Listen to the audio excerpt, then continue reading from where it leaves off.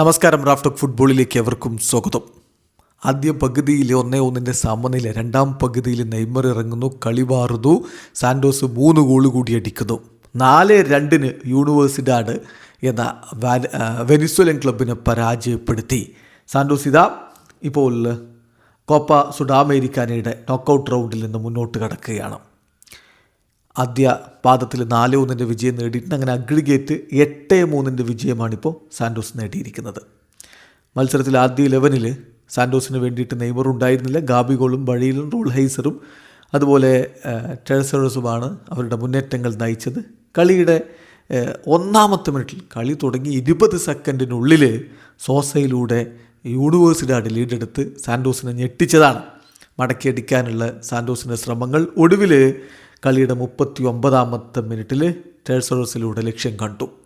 അങ്ങനെ 1-1 സമനിലയാണ് ഇടവേള സമയത്ത്. രണ്ടാം പകുതിയിൽ നെയ്മർ ഇറങ്ങുന്നു, പിന്നെ ഗോൾ വർഷമാണ്. 56-ാമത്തെ മിനിറ്റിൽ ഗാബിഗോളിൻ്റെ ഗോൾ പിറക്കുന്നു. എന്നാൽ കളി മുന്നോട്ട് പോകുമ്പോൾ വീണ്ടും ഗോളുകൾ ഉണ്ടായിരുന്നു. ഗബ്രിയൽ മെനിനോയുടെ ഗോൾ 65-ാമത്തെ മിനിറ്റിൽ സാൻഡോസിന് 3-1 ലീഡാക്കി കൊടുത്തു. പക്ഷേ മോറ്റസിലൂടെ ഒരു ഗോൾ കൂടി യൂണിവേഴ്സിഡാഡ് മടക്കി 3-2 എന്ന രൂപത്തിലേക്ക് പോയി. പക്ഷേ ഒടുവിൽ റോണിയുടെ ഗോൾ കൂടി വന്നപ്പോൾ 4-2 ഗംഭീര വിജയം തന്നെ സാൻഡോസ് നേടിയിരിക്കുകയാണ്. ഇതോടുകൂടി അഗ്രിഗേറ്റ് 8-3 വിജയവുമായിട്ട് സുഡാമേരിക്കാനയിൽ സാൻഡോസ് മുന്നോട്ട്. വീഡിയോ അവസാനിക്കുന്ന ഫുട്ബോൾ ലോകത്തെ കൂടുതൽ വിശേഷങ്ങളുമായി റാഫ്റ്റോക്സ് എത്താം.